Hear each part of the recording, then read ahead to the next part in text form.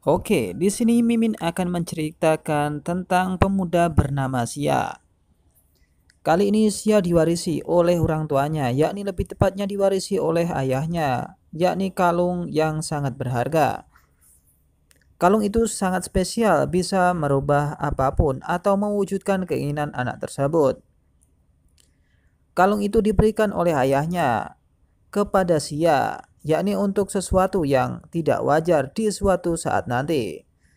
Ayahnya berkata kepada Sia, pakailah saat Anda mengalami krisis yang belum terselesaikan atau merasakan perubahan besar pada tubuhmu. Ucap dari ayahnya kepada Sia.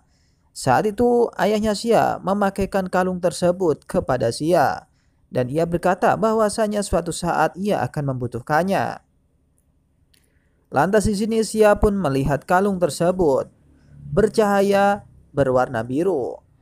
Dia pun bingung dan siapa sebenarnya ibunya. Ia bertanya kepada si ayah. Hei ayah, siapa ibuku? Ucap dari Sia kepada ayahnya. Tapi di sini nampaknya Sia pun bingung karena ayahnya sudah tidak ada. Ia pun mencarinya ke sana kemari. Ayah, ayah, kau di mana? Ucap dari Sia. Tak lama kemudian Sin diperlihatkan di sini. Sia tengah berbaring di rumah sakit. Keadaannya tidaklah baik karena dia barusan kecelakaan. Nampak dia panik karena tubuhnya semuanya diperban. Ia bingung tempat apakah ini, ucap Sia dalam hatinya. Ia pun melihat tubuhnya dan melihat tangannya.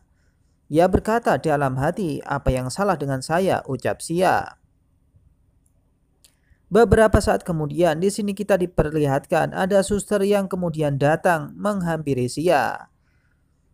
Suster tersebut berkata kepada Sia, kamu sudah bangun, ucapnya. Sia pun bingung melihat suster tersebut. Kenapa dia sedang berada di rumah sakit dan melihat suster yang sangat cantik. Tak lama kemudian dia mimisan karena melihat seseorang yang sangat aneh. Apa-apa, tidak kau hantu, ucap dari Sia memikirkan bahwasanya yang di depannya bukan manusia, tapi sosok lain yang begitu menawan. Sang suster pun terkaget. Apa yang kamu katakan? Ucap dari sang suster kepada Sia yang kebingungan melihatnya berteriak sangat kencang. Tak lama kemudian Sia pun mimisan di sini. Ia pun berkata kepada si suster, kamu, ucap dari Sia kepada suster. Di sini suster pun bingung dan marah kepada Sia karena tidak tahu kenapa Sia tiba-tiba marah kepadanya atau berteriak kepadanya. Lantas si suster pun berkata, apakah kamu tiba-tiba berteriak membuatku takut dan setengah mati? Ucap dari sang suster kepadanya. Tak lama kemudian di sini Sia pun berpikir dan berkata kepada si suster, saya pasti kasar, sedikit bingung dan melihat halusinasi. Ucap dari Sia mengatakan itu kepada si suster. Tapi di sini suster pun menenangkannya dan ia berkata kepada Sia, Anda berbaring dengan cepat, Anda terluka parah dan merupakan keajaiban bahwa Anda bisa bangun, ucap dari suster kepada Sia.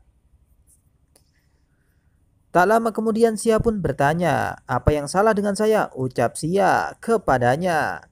Suster pun menjelaskan bahwasanya sebelum ini ia telah mengalami kecelakaan. Tidakkah kamu ingat? Ucap sang suster kepadanya. Kronologinya berawal ketika Sia menyelamatkan seorang gadis kecil. Ia pun ditabrak oleh sebuah mobil dan ia terjatuh. Dan ia di sini dibawa ke rumah sakit untuk diobati. Si suster pun menceritakan Anda menyelamatkan seseorang gadis kecil dan hampir tertabrak oleh mobil. Di sini si suster pun tersenyum melihat Sia sudah bangun dan kelihatannya baik-baik saja. Lantas Sia pun berkata kepada suster, oh ya aku ingat, apakah anak itu baik-baik saja? Ucapnya mengkhawatirkan bahwasanya anak itu juga terluka. Tapi tak lama kemudian di sini sudah ada, yakni ibu dari sang putri yang ia selamatkan. Putri saya baik-baik saja, ucap dari seorang di sana yang juga cantik rupawan. Nampaknya di sini orang tersebut ingin berterima kasih kepada Sia dan membawakan sekuntung bunga kepadanya. Ia pun berjalan menuju Sia. Dan di sini Sia pun kaget lagi karena dia melihat sekali lagi sosok yang aneh. Apakah ini hantu? Dia mulai lagi. Ini bukan main, ucap Sia. Di sini ia pun mimisan. Ketika Sia melihat wanita cantik, dia pasti mimisan dan kebingungan. Tak lama kemudian, ibu dari sang putri yang telah diselamatkannya.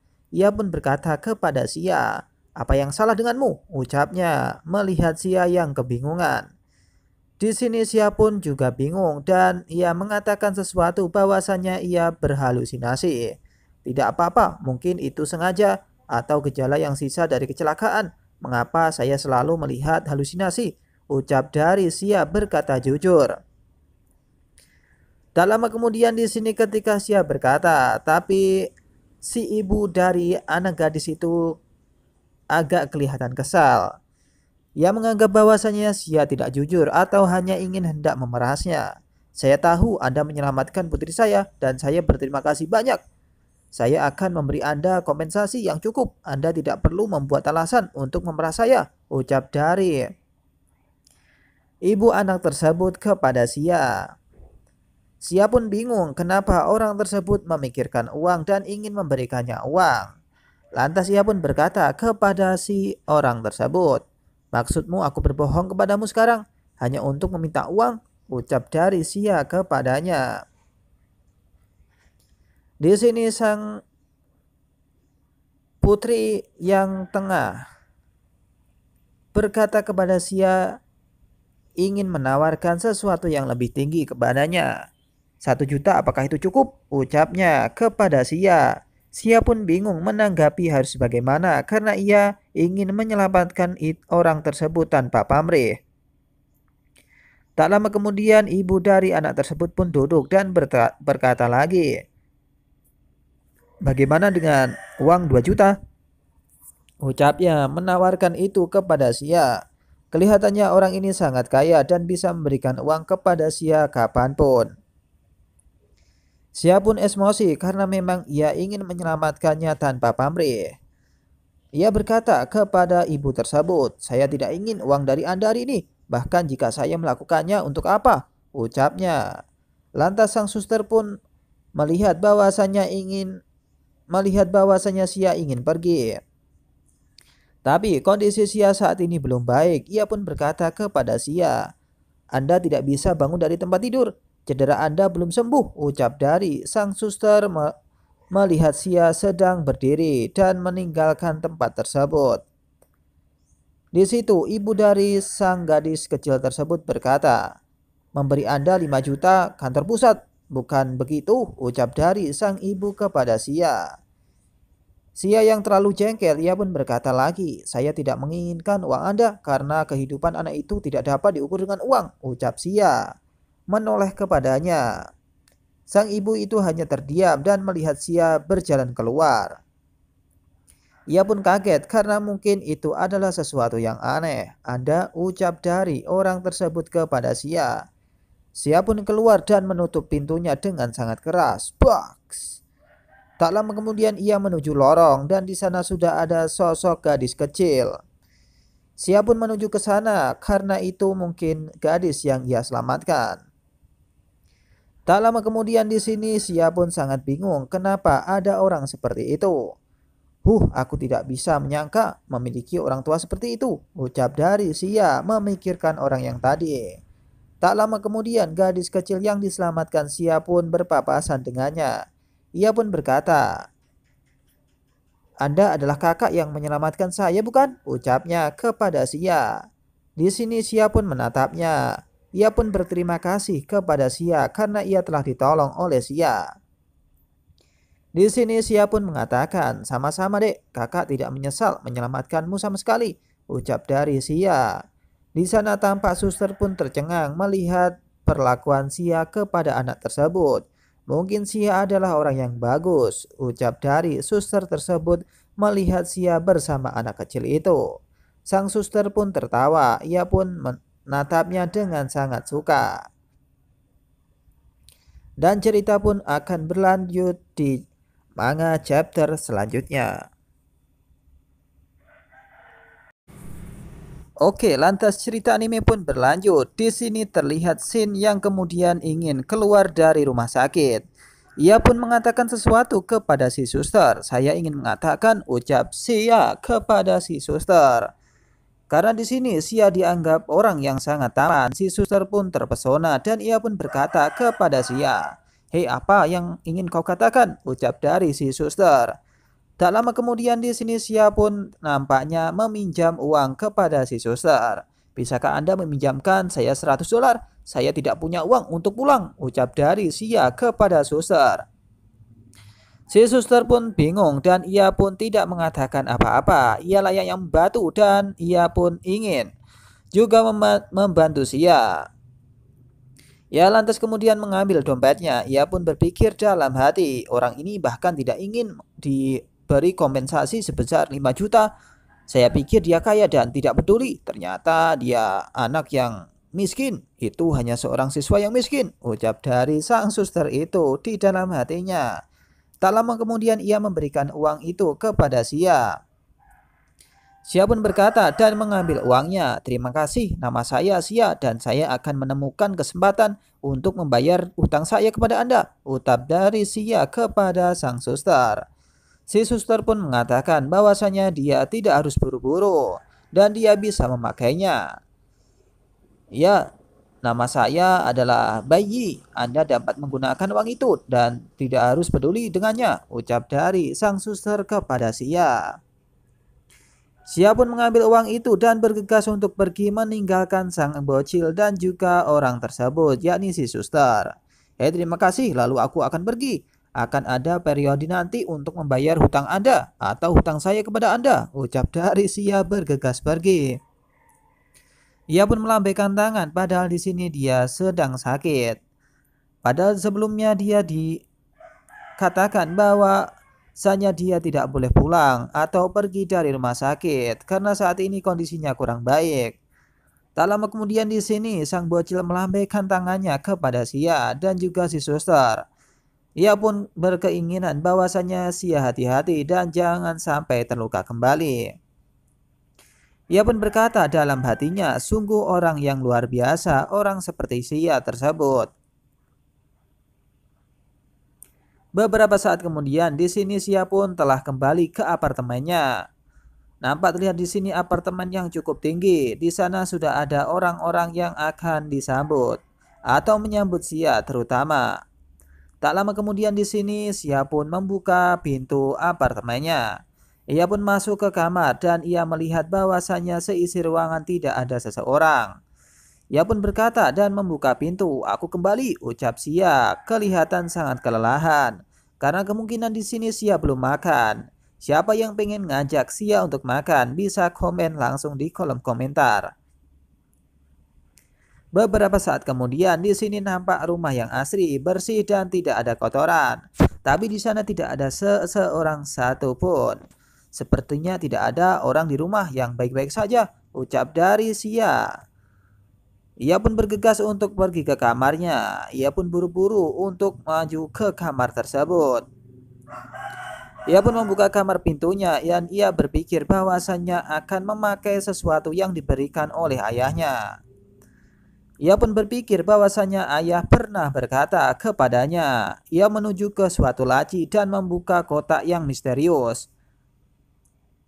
Ia pun berkata, "Ketika saya mengalami krisis yang belum terselesaikan atau merasakan perubahan besar dalam tubuh saya ketika saya memakai kalung tersebut," ucap dari Sia ingin membuka kotak tersebut dan melihat isinya. Lantas ia ingin mengenakan kalung yang diberikan oleh ayahnya. Tak lama kemudian ia pun mengambil kalung tersebut dan bersiap untuk memakainya.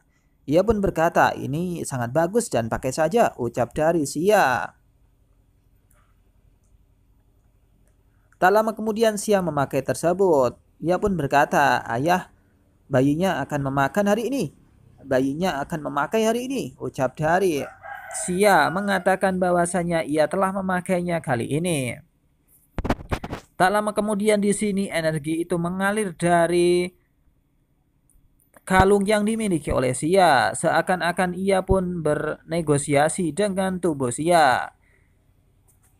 Sia pun merasakan energi yang luar biasa, bahkan dia belum mendapatkan sebelumnya. Sia pun nampak bingung, ia kemudian dibawa ke suatu tempat yang aneh.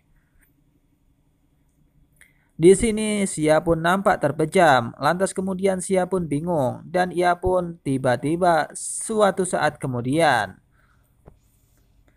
di malam yang sangat begitu cerah, di sini nampak seseorang telah ada di rumah Sia,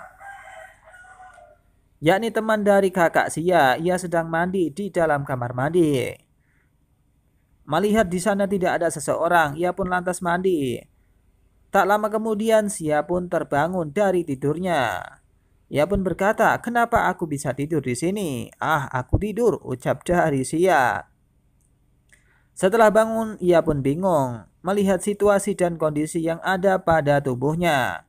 Ia pun melihat dan memandangi kalung yang diberikan oleh ayahnya. Bulu mata, apakah cahayanya hilang? "Bagaimana ini?" ucap dari Sia melihat cahaya tersebut hilang. Tak lama kemudian Sia pun membuka perban yang ada yang melilit di tubuhnya. "Apakah lukanya hilang?" ucap dari Sia. Tak lama kemudian di sini Sia melihat bahwasannya luka yang ada di tubuhnya seakan-akan hilang dan kulitnya telah berganti ke kulit yang baru. "Dan aku molting," ucap dari Sia melihat perbannya yang telah diselimuti oleh kulit-kulit Sia.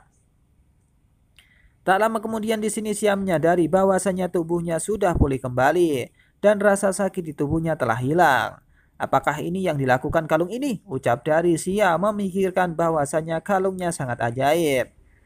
Tak lama kemudian ia pun membuka perbannya dan ingin berganti baju. "Menjijikan sekali, ayo kita mandi," ucap dari Sia untuk bergegas mandi. Tapi di sini di tempat lain, seseorang yang habis mandi, yakni teman dari kakak Sia pun bergegas untuk pergi. Ia pun ingin keluar dari kamar mandi, tapi di sini sudah ada Shin yang kemudian berada di luar. Saat mereka sama-sama membuka pintu kamar mandi, di sini nampak teman dari kakak Shin pun ingin keluar. Ia pun saat ini mengenakan handuk dan kelihatannya handuknya mungkin kelihatan basah. Tak lama kemudian di sini Sia pun akan mandi dan orang tersebut akan keluar. Tapi teman dari kakak Sia pun kaget, kenapa ada seseorang di sini yang telah melihatnya. Sia pun juga nampak panik, kenapa ada seseorang di sini padahal di sini apartemennya. Ia pun kaget dan orang tersebut pun kaget. Tak lama kemudian di sini teman dari kakak Sia pun berkata dan berteriak sangat keras. Kamu, apa yang kamu lakukan?" ucapnya kepada Sia. Sia pun hanya memandangi bahwasanya ia mungkin seperti Brand atau seperti beruang. "Ya mungkin ini seperti kartun beruang," ucap dari Sia melihat orang tersebut.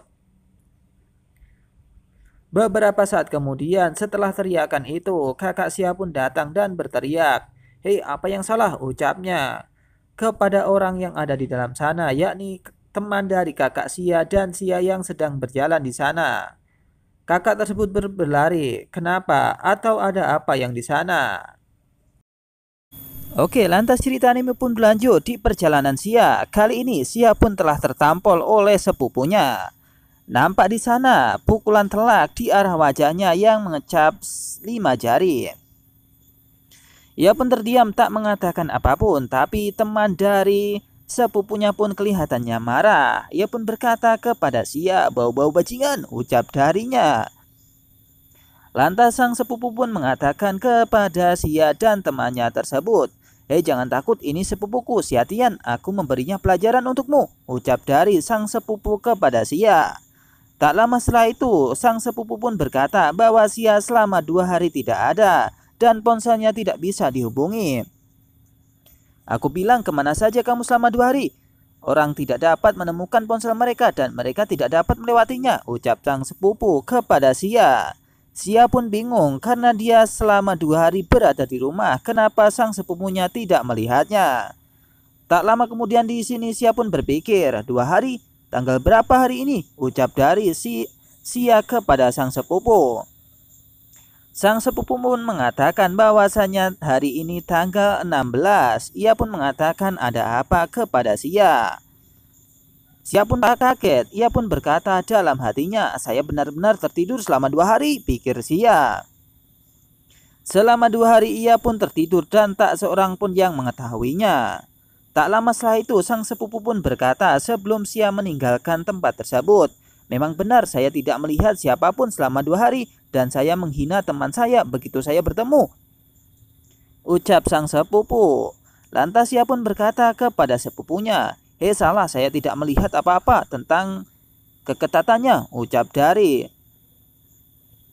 Sia bahwasanya ia tidak melihat apapun ketika temannya habis mandi. Di sini nampak teman dari sepupunya pun sedikit marah. Ia pun berpikir dalam hati, benar tadi aku menutupinya dengan handuk mandi. Bagaimana dia tahu? Ucap dari sang teman dari sepupu tersebut.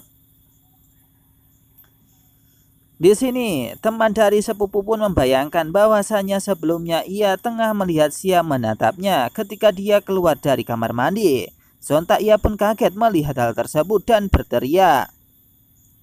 Tapi di sini teman dari sepupunya pun kelihatan malu karena di sana sedang ada Sia yang melihatinya. Setelah itu ia pun berkata kepada sepupu Sia bahwasanya sepupunya juga sangat aneh. Sepupumu adalah anak yang aneh, ucap dari teman sepupunya kepada sepupu Sia. Di sini sepupu Sia pun tidak berkata apa-apa, bahkan dia menatap temannya cukup aneh juga. Tak lama setelah itu Sia pun keluar untuk mencari udara segar di tempatnya. Tak lama setelah itu di sini terlihat dia sedang melatih kekuatannya. Beberapa orang telah mondar-mandir di sana atau hanya sekadar bermain di sebuah taman yang cukup luas. Tak lama setelah itu di sini Sia tengah melihat seseorang yang telah menghampirinya. Setelah ia berlatih di sana, ia pun berpikir bahwasanya itu akan meningkatkan kekuatan dalam tubuhnya. Karena sebelumnya di sini telah ia sedikit mewarisi kekuatan dari liontin atau kalung yang diberikan oleh ayahnya selama ia masih kecil. Tak lama setelah itu di sini diperlihatkan bahwasanya ada kakek tua yang kemudian menghampiri Sia. Ia pun melihat Sia kelihatannya cukup hebat dan mungkin ini akan menjadi pertunjukan yang sangat menarik jika keduanya saling baku hantam. Namun di sini Sia pun menyadari bahwasanya dia adalah seseorang yang mungkin kuat, tapi ia tak melihatnya. Ia pun terus berlatih. Ia berpikir dalam hatinya, saya merasa tubuh saya jauh lebih ringan setelah dirawat dengan kalung itu dan saya tidak perlu melakukan apapun yang berat, ucap dari Sia. Ia pun memikirkan bahwasanya kalungnya berefek pada tubuhnya sehingga tubuhnya menjadi lebih ringan dan kelihatannya kuat. Tak lama setelah itu sang kakek pun mendekati Sia. Ia pun berkata kepada Sia, "Hei anak muda, kamu memiliki kebugaran fisik yang baik. Dia pernah menjadi tentara sebelumnya," ucapnya. Ia pun berpikir bahwasanya Sia kemungkinan pernah menjadi seorang tentara dan ia mengatakan atau bertanya kepadanya. Setelah ia bertanya kepada Sia apakah dia pernah mengikuti tentara atau berlatih tentara, Sia pun mengatakan sesuatu. "Tidak, saya baru 19 tahun," ucap dari Sia. Ia mengatakan bahwasanya umurnya saat ini 19 tahun dan ia tidak mengikuti apapun. Sang kakek pun terlihatan sedikit bingung. Ia pun berkata lagi kepada Sia, "Hei anak muda, apakah Anda tertarik membuat isyarat dengan saya?" ucap dari sang kakek tua itu kepada Sia.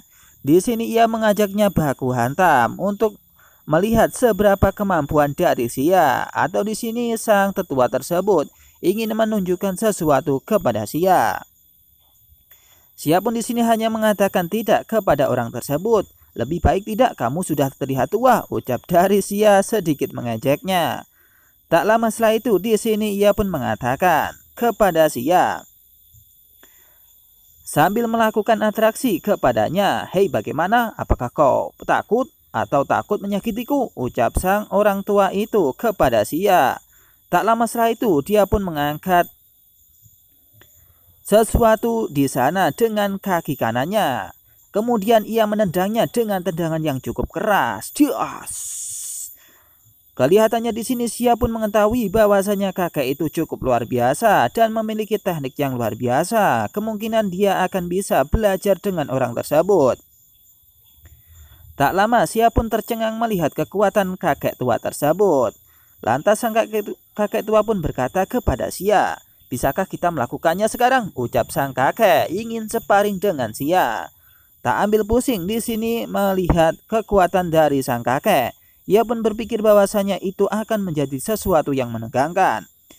"Ini yang legendaris, guru seni bela diri. Jangan lewatkan kesempatan ini," ucap dari Sia dalam hatinya. Ia pun kali ini menerima tantangan dari sang kakek. Ia pun berkata kepada sang kakek, "Kemudian minta para tetua untuk mencerahkan saya," ucap dari Sia kepada sang kakek. Ia pun tidak ingin melewatkan pertarungan tersebut atau duel baku hantam yang akan ia selenggarakan di sana. "Ayo kakek, kita akan melakukannya sekarang," ucap Sia kepada sang kakek. Di sini kelihatan sang kakek pun mengatakan bahwasanya Sia cukup sombong. "Yah, jarang sekali tidak sombong atau terburu nafsu," ucap dari sang kakek kepada Sia. Tak lama setelah itu Sia pun merilis pukulannya kepada sang kakek. "Permisi kakek, aku akan melancarkan seranganku," ucap dari Sia. Melancarkan serangannya kepada sang kakek. Tak lama setelah itu sang kakek pun menyadari bahwasanya pukulannya hampir mengenai mukanya. Tapi di sini ia mampu untuk menghindari dengan sangat cepat. Jus, jus. Tak lama setelah itu pukulan kedua pun hampir mengenai, tapi di sini sang kakek pun langsung menangkisnya dengan tangannya. Di sini sontak Sia pun kaget karena kekuatannya cukup luar biasa. "Busus, apa ini? Kekuatan yang cukup luar biasa," ucap dari Sia.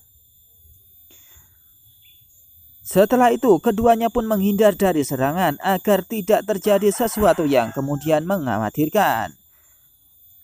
Kakek tua pun mundur sejenak dan Sia juga mundur sejenak. Di sini Sia pun berpikir bahwasanya kakek itu cukup kuat. "Ini berbahaya, tapi untungnya tubuhku menjadi lebih ringan," pikir Sia. Ia memikirkan sesuatu di balik tubuhnya karena dia telah memakai kalung pemberian dari ayahnya, dan ini kekuatan Sia pun lebih meningkat dan lebih ringan untuk melakukan duel di atas sana.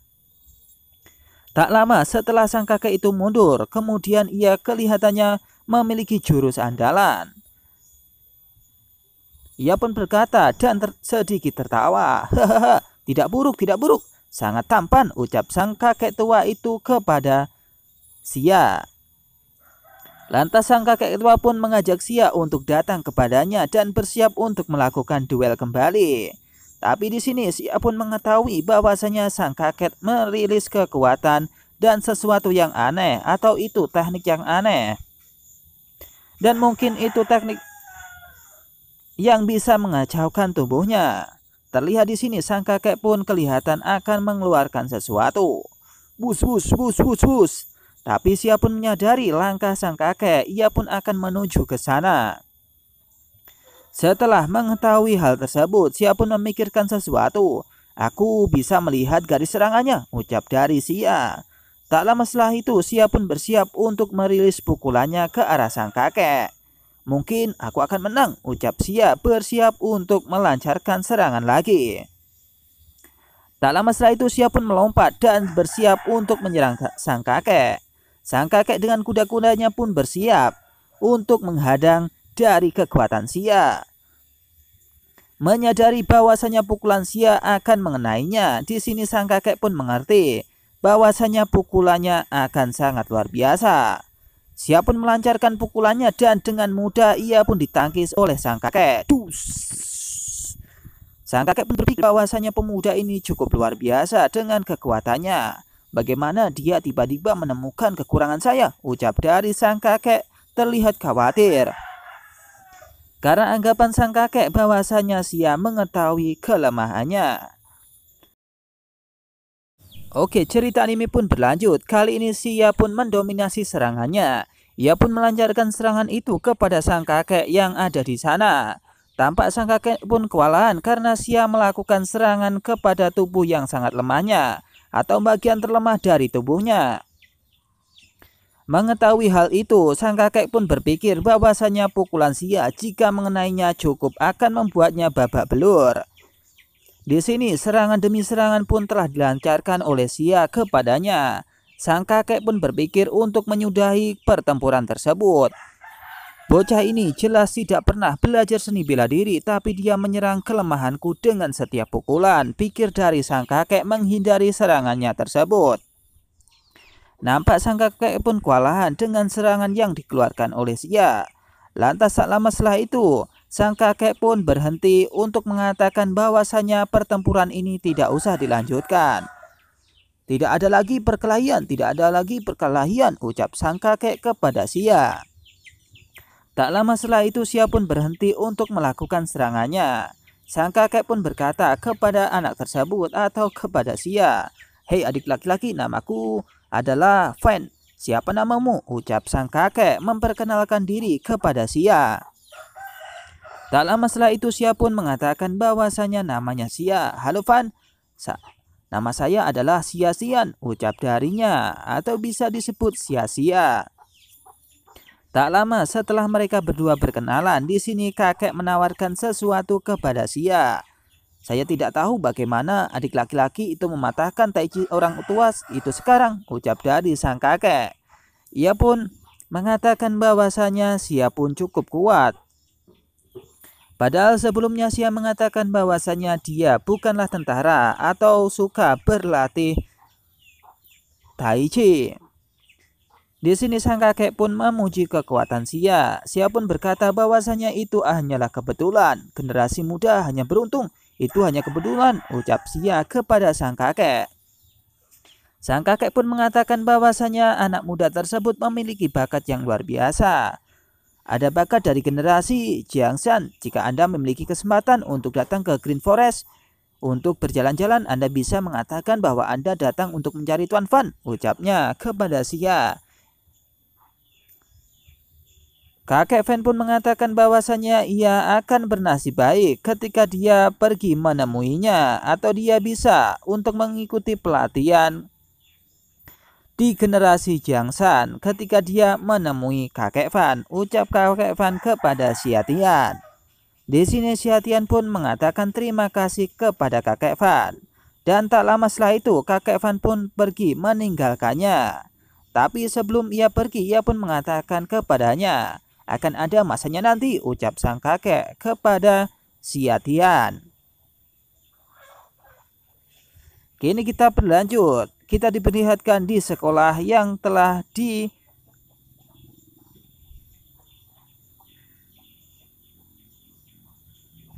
ditunjukkan di sini. Nampaknya Sia pun bersekolah di sini. Setelah itu terlihat bahwasanya Sia pun pergi ke kelas.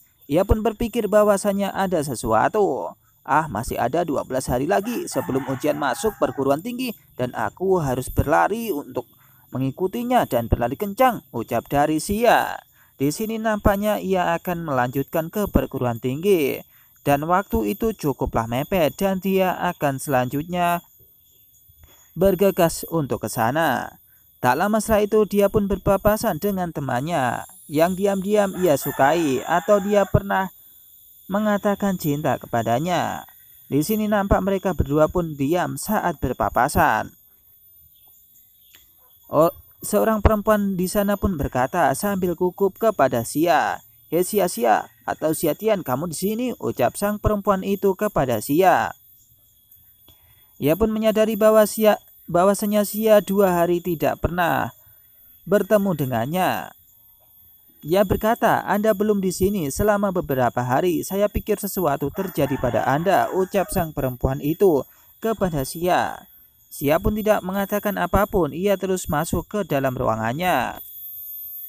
Tak lama setelah itu sang perempuan pun mengikutinya, berharap dan khawatir kepada Sia. Di sini Sia pun mengatakan bahwasanya dia tidak apa-apa. "Apa yang terjadi padaku? Bunuh diri karena kamu mencampakkanku," ucap dari Sia mengatakan sesuatu kepadanya. Nampaknya sebelumnya di sini Sia pun mengatakan cinta kepada perempuan tersebut. Tapi sang perempuan pun mencampakkannya. Mungkin itu adalah sesuatu yang tidak bagus. Sang perempuan pun berpikir, aku juga tidak ingin mencampakkanmu, tapi siapa yang menyuruhmu menjadi sangat miskin sekarang? Ucap dari sang perempuan itu dari balik hatinya. Tak lama setelah itu di sini ada sosok laki-laki yang kemudian datang memberikan makanan kepada sang perempuan. Dia pun mengatakan, "Hei Wenjing, apakah Anda melihat apa yang saya bawakan untuk Anda? Ini adalah sarapan Prancis," ucap dari laki-laki tersebut membawakan makanan Prancis kepada si perempuan tersebut. Nampak kelihatannya makanan itu cukup enak dan di sini Sia pun hanya bisa melihatnya. Tak lama setelah itu di sini sang pemuda pun mengejek Sia. "Ups, bukankah ini musim panas? Saya pikir Anda terjebak oleh cinta dan bunuh diri," ucap sang laki-laki itu kepada Sia memojokkannya. Sang perempuan pun berkata kepada Xiao Chong, "Hei Xiao Chong, berhenti bicara," ucapnya. Tak lama setelah Xiao Chong pun berkata, ia pun menatap Sia yang saat ini tengah membaca buku. Apa gunanya menjadi kutu buku jika kamu bahkan tidak bisa mencegah pacarmu belajar dengan baik?" ucap sang laki-laki itu kepada Sia. Di sini Xiao pun tidak menghiraukan sebelum ia mengatakan sesuatu yang membuatnya jengkel. Di sini kemudian Sia pun menatapnya. "Anda," ucapnya. Tak lama setelah itu ada sosok perempuan pun datang. Di sini kelihatan ia melerai pertengkaran atau percekcokan yang ada di sana. Di sini nampak sang perempuan pun berkata, "Hei, kelas mana? Su Xiao Chong yang berani datang dan bermain liar di kelas bibimu. Kamu mulai tidak sabar ya," ucapnya menantang Xiao Chong untuk saling adu gampar. Melihat hal itu, Xiao Chong pun kelihatannya sedikit bimbang dan bingung karena itu adalah geng terkuat di kelasnya. Sia-Sia pun menatapnya dengan sangat serius. Tak lama setelah itu di sini Xiao Chong pun berkata, "Wu Jiali, Anda dan saya tidak saling mengganggu, jadi saya menyarankan Anda untuk tidak mencampuri urusan Anda sendiri atau urus aja urusan Anda sendiri," ucap dari Xiao Chong kepada bibi merah tersebut. Tak lama setelah itu, sang bibi merah pun ingin menggambar Xiao Chong dengan tim gengnya. "Saya hanya akan mengurus bisnis saya sendiri, jadi apa yang dapat Anda lakukan?" ucap dari sang bibi merah kepada Xiao Chong. Di sini kelihatan perbedaan kekuatan. Meskipun laki-laki musuh perempuan. Di sini Xia Tian pun berkata, "Itu cabai pedas," ucap dari Xia Tian melihat perempuan tersebut. Ia kelihatan sakit karena sesuatu terjadi kepadanya. Ia pun berkata kepada sang bibi, "Hei, kau sangat menyakitiku," ucap dari Xia Tian. Di sini sang bibi pedas pun berkata bahwasanya dia tidak perlu berterima kasih karena dia telah melerai pertengkarannya. "Anda tidak perlu berterima kasih kepada saya, meskipun saya juga memandang rendah seorang kutu buku seperti Anda. Tetapi Anda berada di kelas saya dan saudara perempuan saya melindungi Anda," ucap dari perempuan itu kepada Sia. Nampaknya Sia pun menjelaskan bahwasanya bukan itu yang ia maksudkan. "Hei, bukan itu yang saya maksudkan," ucap dari Sia kepada sang bibi pedas tersebut. Sia pun mengatakan bahwasanya ia telah menginjak kakinya. "Hei, Anda menginjak kaki saya," ucap dari Sia kepada perempuan tersebut. Di sini nampak perempuan tersebut pun mengalihkan kakinya ke arah yang lain. Ia pun tidak mengetahui bahwasanya kaki Sia telah terinjak. Oke, kita akan lanjut ke ceritanya. Di sini Eli pun marah-marah ketika Xiantian mengatainya. Ia pun tidak berterima kasih kepadanya lantaran ia tengah dilerai oleh si rambut merah atau teman dari Xiatian. Ia pun berkata kepada Xiatian bahwasanya dia tidak sopan. "Hei Xiatian, wanita tua, saya telah melerai Anda. Beraninya Anda berbicara dengan wanita tua saya seperti ini," ucap dari Eli kepada Xiantian. Xiantian pun mengatakan kembali kepada si Eli, "Hei, jangan terlalu dekat, air liurmu menyembur kepadaku," ucap Xiantian mengejek Eli. Tak lama kemudian Chao pun pergi karena ia berhasil lolos dari tatapan si Eli, si rambut merah. Tak lama setelah itu di sini Eli pun tetap marah kepada Xia dan akan baku hantam dengannya. Ia pun berkata kepada Xiantian, "Apakah Anda pikir saya tidak berani memuji Anda?" Ucap dari Eli kepada Xiantian. Di sini tim dari gengnya ingin menghajar Xiantian, yakni geng dari perempuan. Xiantian pun bingung akan dihajar oleh mereka. "Saudari Huo, aku akan membersihkan orang ini untukmu," ucap dari anak buah dari Eli. Tak lama setelah itu, guru pun masuk ke dalam kelas. Ini tandanya ujian akan segera dilakukan. "Oke, kelas akan dimulai," ucap dari sang guru kepada orang-orangnya. "Ujian akan dimulai hari ini," ucap dari sang guru.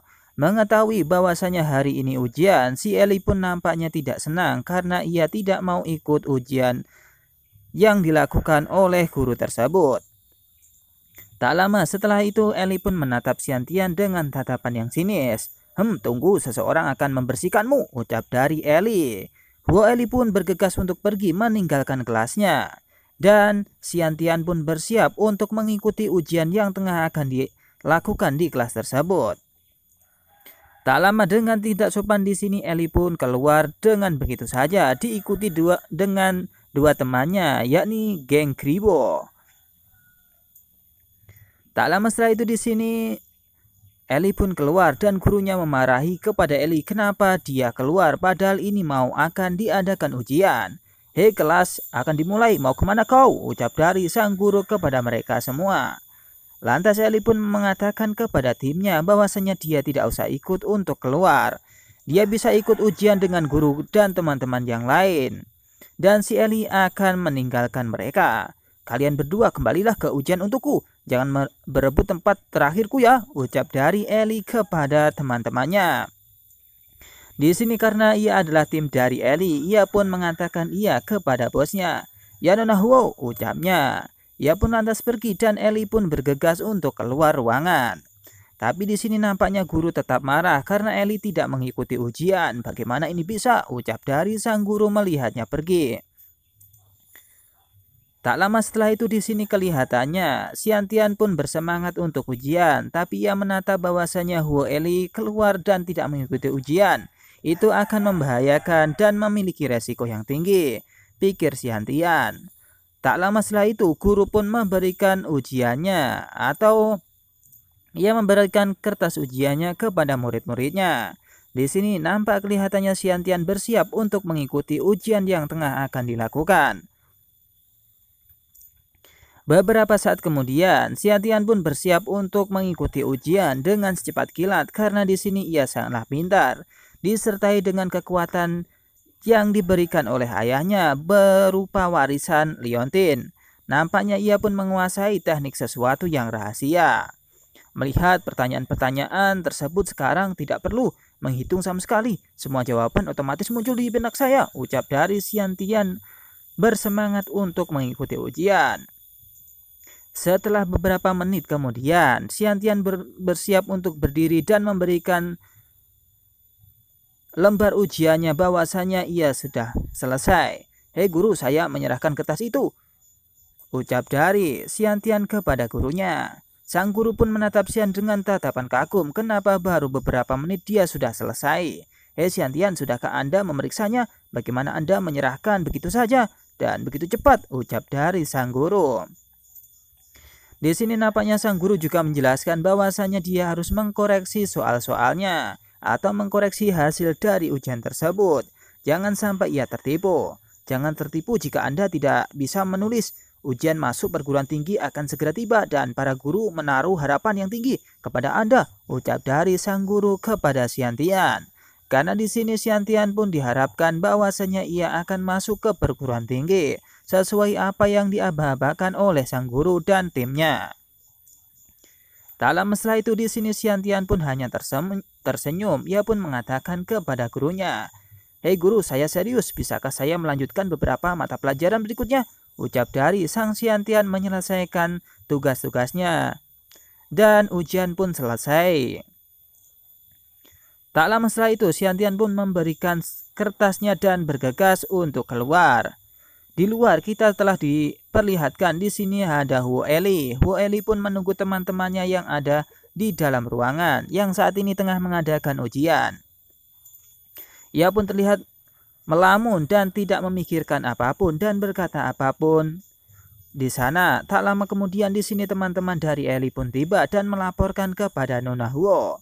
Nona Huo, kita keluar, ucap dari teman-teman Eli menuju kepada Eli. Di sana juga tengah ada Xiantian yang keluar dari ruangan. Karena saat itu Xiantian dan teman-teman yang lain sudah pada keluar. Di sini nampaknya sang Eli pun tetap marah kepada Xiantian karena ia telah diejek sebelumnya. Dan Xiantian merasa tidak berterima kasih kepadanya karena dia telah melerai pertengkarannya kepada Chao. Ada apa dengan pria itu? Mengapa lebih awal dari yang Anda serahkan di koran? Ucap dari. Eli kepada teman-temannya mengatakan bahwasanya ia keluar lebih dulu. Teman-temannya pun mengatakan, saya tidak tahu apakah dia hanya mengisi pertanyaan pilihan ganda sebelum menyerahkan kertas, ucap dari teman-temannya tersebut. Tak lama setelah itu, di sini kita dihadapkan bahwasanya teman-teman yang lain dari Xiantian pun keluar.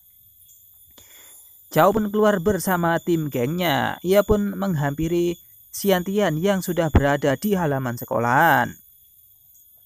Tak lama setelah itu di sini kelihatannya mereka pun cekcok dan akan melanjutkan perselisihannya di kelas waktu itu. Di sini nampak teman-teman dari Eli pun berkata, "Hei Nona Huo, kenapa kita pergi dan membantu?" Tanya dari teman-temannya untuk membantu Xiantian. Nampaknya di sini sang Eli pun berkata bahwasanya janganlah khawatir kepada anak tersebut.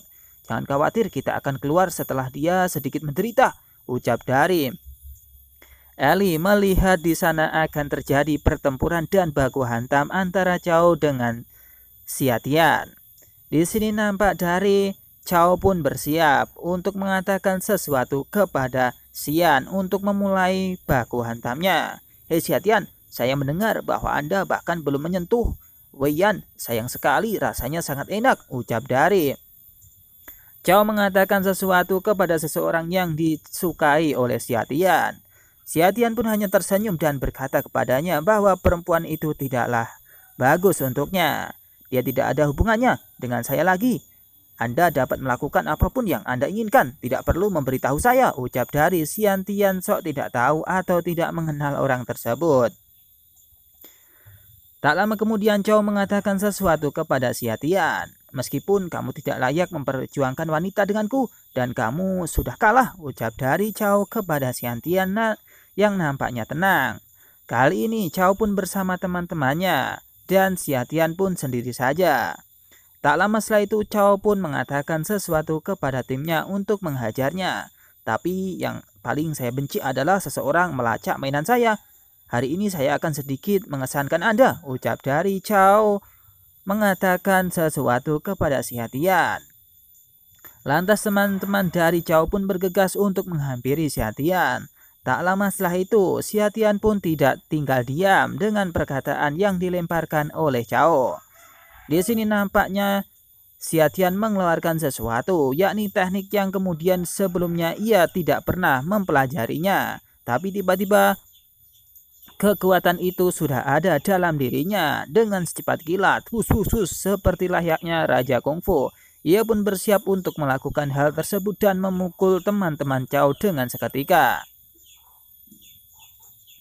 Dengan secepat kilat di sini sudah siap Xiantian dengan pukulan kerasnya.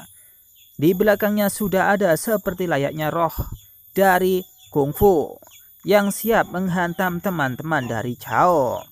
Tak lama setelah itu, di sini Xiantian pun bergegas dan memukul satu persatu teman-teman dari Chao dengan pukulan yang keras, seperti pukulan uppercut dan ia pun langsung tergeletak dengan satu pukulan yang dilancarkan oleh Xiantian.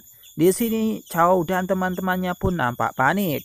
Juga di sana sudah ada si Eli, si rambut merah yang juga panik atas pukulan telak yang mengenai teman dari Chao. Nampaknya ini adalah pukulan yang sangat hebat, pikir mereka semua. Lantas kemudian di sini teman-teman dari Cao Song pun babak belur dihantam oleh Xia Tian dengan begitu keras dengan pukulannya yang telak mengenai mukanya. Lantas teman-teman dari Zhao Song pun langsung ambruk di sana. Teman-teman yang lain pun nampak bingung. Ia pun bergegas untuk bersiap membantu teman-temannya. "Nenek, beraninya kau memukul saudara kami," ucap dari seseorang di sana yang siap menghajar Xia Tian. Dengan sigap di sini Xia Tian pun kemudian bergegas untuk melancarkan serangan berikutnya kepada orang tersebut. Dengan secepat kilat tiba-tiba dia sudah menirukan jurus kungfu yang telah ia copy dari Tuan Fan. Dan bum bum bum, pukulan telak mengenai mukanya dan yang satunya mengenai dada dari orang besar tersebut. Dengan pukulan telak tersebut dipastikan mereka tidak akan bangun lagi. Tak lama setelah Xia Tian menghajar geng dari mereka semua, tinggal tersisa satu, seseorang yang harus dia habisi dengan segera. Tak lama kemudian kita diperlihatkan bahwasannya di sana Xia Tian sudah menjadi tontonan teman-teman sekelas yang lain. Nampaknya orang-orang pun mengatakan bahwasannya ada pertengkaran di sana. "Saya ingat dia disebut siswa terbaik di kelas Xia Tian," ucap dari seseorang di sana mengenal bahwasannya itu adalah Xia Tian. Seseorang yang lain pun berkata, "Orang-orang Su Shaochong juga berani bertarung." "Siapa itu?" ucap dari anak tersebut kepada Xia Tian bahwasanya berani-beraninya ia melawan Shaochong atau tim Shaochong dengan sendirian. Di sini nampak teman-teman Eli pun kebingungan karena kekuatan dari Xia Tian. Saudara Huo, aku membacanya kan? Murid yang baik itu sebenarnya pandai berkelahi," ucap dari salah satu teman dari Huo Eli. Di sini teman yang satunya pun berkata lagi, "Hezi dan yang lainnya terkenal kejam dan mereka ditangani begitu cepat olehnya sendirian," ucap dari teman Eli kepadanya. Ia pun memuji Xia Tian bahwasanya ia sangatlah kuat. Di sini nampak Huo Eli pun berpikir sesuatu bahwasanya ia adalah orang yang cocok dijadikan sebagai seorang pahlawan. "Tuan, saya selalu bermimpi menjadi pahlawan wanita. Jika saya bisa belajar beberapa trik darinya, impian saya akan menjadi kenyataan," ucap dari Huo Eli dalam pikirannya. Ia pun ingin bahwasanya ia akan menjadi seorang pahlawan dengan mempelajari kungfu. Tak lama setelah itu di sini nampaknya Xia Tian pun telah menghajar mereka semua dan tersisa satu, yakni Shaochong. Shaochong pun ketar-ketir dan hampir pipis. Ia pun berkata kepada Xia Tian, "Kamu apa yang kamu inginkan?" ucap dari Shaochong kepada Xia Tian. Tak lama setelah itu Xia Tian pun bergegas untuk menghampiri Shaochong. Ia pun kemudian menempuk pundak dari Shaochong dan berkata kepadanya, "Hati-hati dengan diare saat Anda kembali," ucap dari Xia Tian kepada Shaochong sedikit mengancam. Ia pun lantas bergegas pergi tanpa memberikan pukulan apapun kepada Shaochong. Ia pun hanya mengatakan sesuatu seperti itu. Di sini Shaochong pun berbaring dan memiliki keringat dingin, memiliki usus yang kendur. "Trik apa yang kamu mainkan di musim panas?" ucap dari Shaochong kepada Xia Tian yang bergegas untuk pergi meninggalkannya. Tak lama setelah itu Xia Tian pun mengatakan sesuatu kepadanya. "Saya memperingatkan Anda, saya adalah seseorang yang tidak dapat Anda sakiti. Jangan biarkan saya melihat Anda lagi. Jika tidak, saya tidak akan membiarkan Anda untuk pergi," ucap dari Xia Tian menggeletak Shaochong. Tak lama setelah itu Xia Tian pun bergegas untuk pergi meninggalkan Shaochong dan teman-teman yang lain. Beberapa saat kemudian, Eli yang mengetahui bahwasanya Xia Tian cukuplah kuat dan memiliki kungfu yang sangat hebat, ia pun menghampiri Xia Tian dan berkata, jangan pergi," ucap dari Huo Eli kepada Xia Tian. Tak lama setelah itu di sini layaknya teman biasa, Huo Eli pun berkata sesuatu kepada Xia Tian untuk mengajarinya bahwasanya itu adalah trik yang menarik. Xia Tian pun kebingungan apa yang dilakukan oleh Huo Eli sampai-sampai ia harus di sini dan menarik tangan saya. "Apa yang kamu lakukan?" ucap dari Xia Tian kepada Huo Eli. Huo Eli pun berkata kepada Xia Tian, "Ajari aku seni bela diri ya," ucap dari temannya tersebut kepada Xia Tian. Tak lama setelah itu, di sini nampaknya Xiatian pun mengatakan bahwasanya dia tidak pandai untuk berkungfu atau memiliki trik kungfu. Hei, omong kosong apa yang Anda katakan? Saya tidak tahu seni bela diri, ucap dari Xiatian kepada Huo Eli. Nampaknya Huo Eli pun tidak percaya.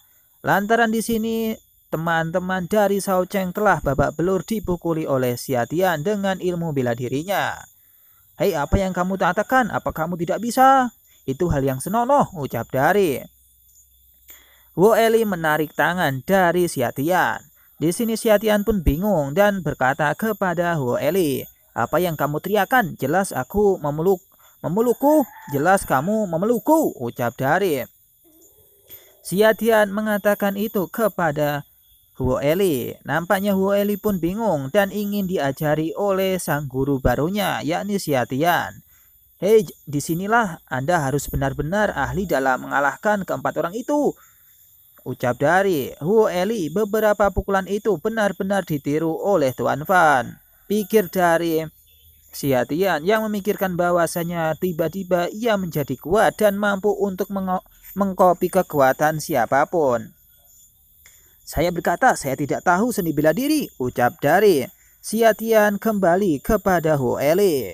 Nampaknya Huo Eli pun tidak percaya dan terus mengikuti Xiatian. Nampak teman-teman kelas yang lain pun berkata, bocah Xiatian itu luar biasa. Dia baru saja memukuli anak buah dari Shao Chong dan sekarang dia menganiaya Huo Jiali. Apakah itu hal yang baik? Pikir dari teman-temannya. Ia pun berpikir bahwasanya di sini Eli pun diserang atau dianiaya oleh Xiatian. Nampak beberapa teman yang lain begitu kesal melihat adegan tersebut. Tak lama setelah itu kita diperlihatkan bahwasanya di sini di kediaman Tuan Fan. Nampaknya Tuan Fan telah mengikuti dan mencari informasi keberadaan Xiatian dan beserta keluarganya. Anak buah dari Tuan Fan pun berkata, Tuan Fan, kami telah menemukan semuanya, ucap dari anak buah Tuan Fan kepada Tuan Fan yang saat ini tengah meminum teh yang sangat enak. Baiklah, baca dan dengarkan, ucap dari Tuan Fan mengatakan itu kepada anak buahnya. Di sini anak buahnya pun menceritakan bahwasanya inilah sesuatu yang harus digali informasinya dari Xiatian. Xiatian, laki-laki 19 tahun, ibunya menghilang setelah dia lahir. Ayahnya meninggal secara tak terduga ketika dia berusia 14 tahun, ucap dari anak buah tersebut kepada Tuan Fan. Ia pun mengatakan lagi informasi selanjutnya. Setelah sebulan yang lalu, Putri Zheng Rou, ketua wanita dari lingkaran bisnis keluarga Zheng yang menyelamatkan 4 keluarga besar Jiang Hai, meninggalkan rumah sakit tanpa meminta pembayaran Zheng Rou. Sekarang saya tinggal di rumah sepupu saya dan biasanya bekerja di luar untuk mencari uang. Di sini nampaknya Xiatian bersama dengan sepupunya dan kedua orang tuanya tidak tahu kemana dia pergi. Di sini nampaknya Tuan Fan pun berpikir itu adalah informasi yang menarik. Sambil meminum teh, ia pun mendengarkan lagi perkataan dari anak buahnya. Tapi di sini Tuan Fan pun berkata, bisakah informasi tentang ayah dan ibunya ditemukan? Tanya dari Tuan Fan kepada anak buahnya. Di sini nampak anak buahnya pun tidak bisa melacak keberadaan dari ayahnya atau informasi ayah dan ibu dari Xiatian. Ia pun berkata, saya tidak dapat menemukannya, semuanya dienskripsi. Ayahnya adalah inskripsi tingkat A dan ibunya adalah inskripsi tingkat S.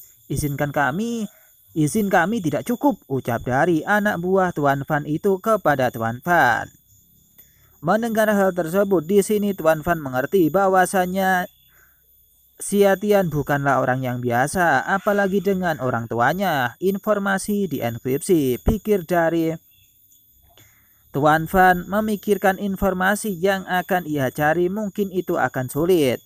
Dan kemudian hari ia akan menemukannya meski ia harus mengikuti semua hal yang harus dikeluarkan dengan uang yang sedikit banyak. Dan di sini nampaknya Tuan Fan ingin mencari tahu informasi secara detail mengenai keluarga dari Xiatian. Lantas Tuan Fan pun mengatakan kepada anak buahnya, apakah terjadi di Huixen baru-baru ini? Ucap dari Paman Fan mengatakan apakah terjadi sesuatu di Quicksand. Quicksand adalah suatu tempat di mana di sana adalah perkumpulan dari orang-orang yang hebat. Quicksand bisa dikatakan sebagai tempat dari organisasi pembunuh terbaik di Shanghai. Tak lama setelah itu di sini anak buah dari Paman Fang pun berkata, Quicksand sepertinya juga memperhatikannya, tapi Quicksand mungkin tidak akan menyerangnya untuk saat ini. Orang-orang itu sepertinya menginginkan sesuatu, ucap dari anak buah Tuan Fan kepada Tuan Fan.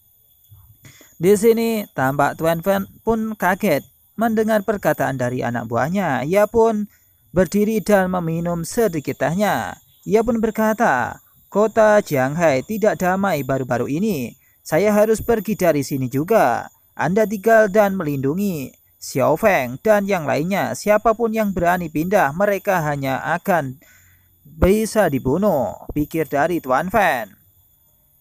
Namanya pun anak buahnya pun menyadari. Ia pun berkata bahwasanya Tuan Muda dia sangat peka terhadap kita. Anda tahu bahwa Tuan Muda adalah seorang tuan. Kita semua telah diajar oleh Tuan Muda, kata dari anak buahnya. Di sini nampaknya Tuan Fei pun sedikit marah.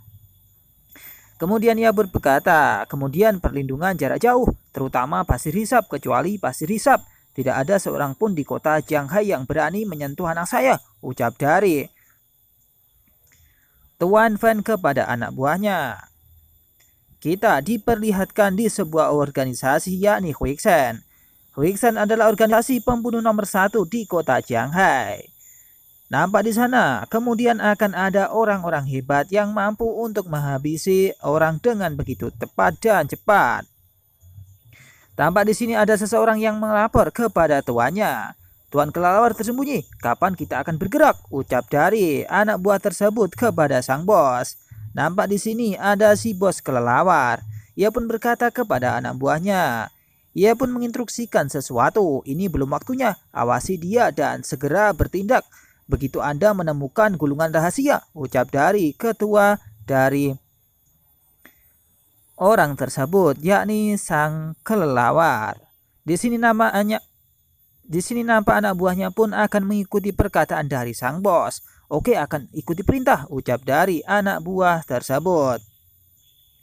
Di sini nampak si bos kelelawar pun berpikir bahwasanya ia akan mampu mengintai orang tersebut dan mengintai dari Xia Tian. Ia pun berkata, awasi anak itu dan bunuh mereka jika ada yang memperhatikannya, ucap dari bos kelelawar tersebut kepada anak buahnya. Ia pun menulis kekuatan di tangannya dan sekali sentuh, pohon-pohon pun bisa langsung layu dengan seketika. Kita diperlihatkan di kota jalanan.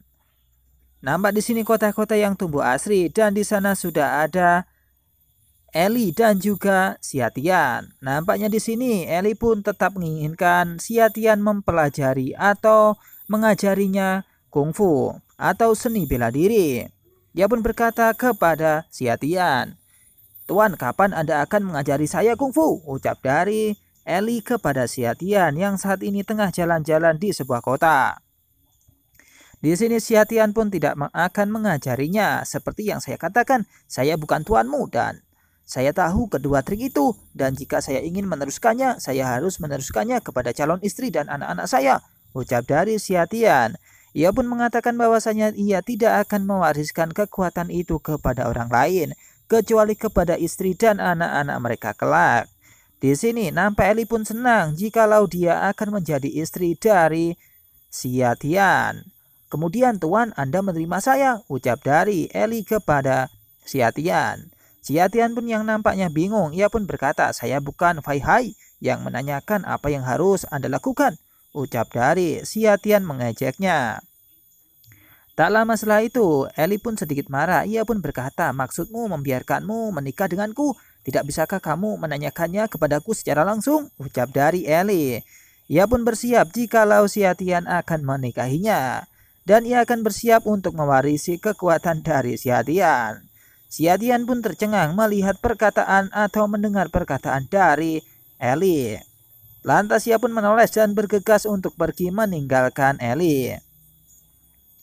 Ia mengatakan sesuatu kepada Eli, "Aku tidak ingin menikah denganmu jika aku menginginkan sosok tanpa sosok dan tampang tanpa pura atau tanpa rupa," ucap dari Xian bergegas meninggalkan Eli.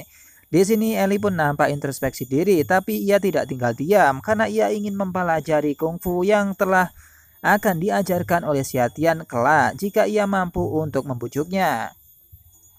Eli pun terus mengikuti tuannya. "Tuan, jangan terlalu menuntut, lakukan saja," ucap dari Eli kepada Xia. Xia pun berkata kepadanya, "Apakah itu tidak apa-apa?" ucap dari Xia Tian kepada Eli. Eli yang mengetahui bahwasannya di sana ada sebuah lotre, ia pun akan memainkan lotre tersebut bersama sang bosnya atau tuannya. Ia pun menarik pundak dari Xiatian dan nampak Xiatian pun batuk. Apa yang kamu lakukan?" ucap dari Xiatian kepada Eli. "Hei, itu ada lotre, skater master, ada skater, ayo gores sedikit," ucap dari Eli kepada Xiatian. Mengetahui bahwasanya keluarga Eli dari keluarga yang cukup kaya. Lantas kemudian Xiatian pun mengatakan, "Bukankah keluargamu kaya, mengapa membeli tiket lotre?" ucap dari Xiatian kepada Eli. Eli pun lantas langsung bergegas, meskipun ia kaya, ia akan terus memainkan lotre tersebut. Itu mungkin akan ada hal menarik, pikir dari Eli kepada Xia. Ia pun kemudian bergegas untuk menuju lotre tersebut. "Tidak masalah, apakah permainan itu menarik atau tidak?" ucap dari Eli kepada Xia. Mereka pun lantas bergegas diikuti dengan Xiatian di belakangnya. Ia pun akan antri untuk membeli tiket lotre. Skater klik untuk memulai hadiah awalnya. Tak lama setelah itu dia pun berpapasan atau bertemu dengan pemain lotre yang lain. "Hei bos, saya ingin membeli tiket lotre," ucapnya sambil berkata kepada pemilik lotre. Nampaknya di sini pengunjung yang lain tidak senang. Ia pun tersenyum sedikit dan melihat bahwasanya anak muda memang bersemangat. Keluarga dengan anak-anak yang bersekolah dan keluar untuk bermimpi menjadikannya kaya hanya dengan mengirim uang atau bermain lotre, ucap dari orang tersebut. Tersinggung dengan perkataan orang tersebut. Di sini nampaknya sang rambut merah pun ingin menghajar orang tersebut.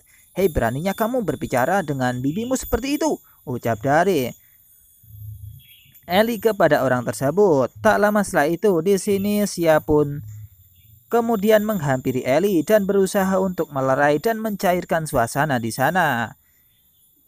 Xia pun berkata, apakah kamu tidak ingin bermain lotre? Aku akan bermain denganmu," ucap dari Xia mengatakan itu kepada Eli. Eli pun tercengang mendengar perkataan tersebut dan orang itu pun diam. Tak lama setelah itu di sini orang tersebut pun memamerkan bahwasanya ada uang yang lebih banyak di kantongnya. "Hei, lihatlah 50 yuan," ucap dari orang tersebut menunjukkannya kepada Xia. Di sini Xia pun tidak bingung lantaran ia hanya mendapatkan 50 yuan. Tak lama setelah itu di sini Xia pun mengambil lotrenya dan dengan menutup matanya ia langsung mengambil dan mengangkat lotre tersebut. "Hei, kau lihat 800 yuan," ucap dari Xia. Di sini nampak orang-orang pun kaget, terutama orang di sampingnya dan juga Eli. "Hei, apakah kamu bisa mendapatkan itu?" ucap dari orang tersebut kaget. Di sini Xia pun mengatakan kepada pemiliknya, "Bantu saya mengubahnya menjadi uang tunai 700 yuan dan kamu bisa mengambil sisanya," ucap dari Xia kepada pemilik lotre tersebut. Sang penjaga lotre pun berkata, "Oke, ucap darinya. Di sini Ali pun mengatakan bahwasanya ketika dia sudah menang, dia akan pergi dan keberuntungannya akan bisa ia dapatkan. Kecuali dia terus bermain, maka keberuntungannya akan hilang. "Hei tuan, saya mendengar bahwa jika Anda memenangkan lotre, keberuntungan Anda akan habis dan Anda tidak dapat terus bermain," ucap dari Eli. Membujuk Xia agar kemudian berhenti. Di sini nampak seseorang di samping dari Xia pun menyadari bahwasanya orang ini cukup cerdik. "Skater menyukai pelanggan seperti Anda dan mengembalikan uang kemenangan," ucap dari orang tersebut. Mengatakan bahwasanya Xia tidak akan menang lagi. Dengan sangat pede, di sini Xia pun tersenyum. Ia pun berpikir bahwasanya ia akan menangkan pertarungannya lagi atau mendapatkan lotre yang lebih tinggi. Tidak ada kekhawatiran seperti itu, ucap dari Xia. Nampaknya ia pun mengambil lotre lagi dan tak disangka ia pun mendapatkan sesuatu yang lebih besar daripada 800 yuan. Ia pun mengambil 1000 yuan dan boom.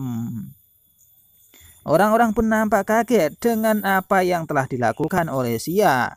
Bahkan orang-orang tidak akan mungkin seperti itu. Ini tidak mungkin, pikir mereka semua sangat kaget melihat apa yang dilakukan oleh Xia.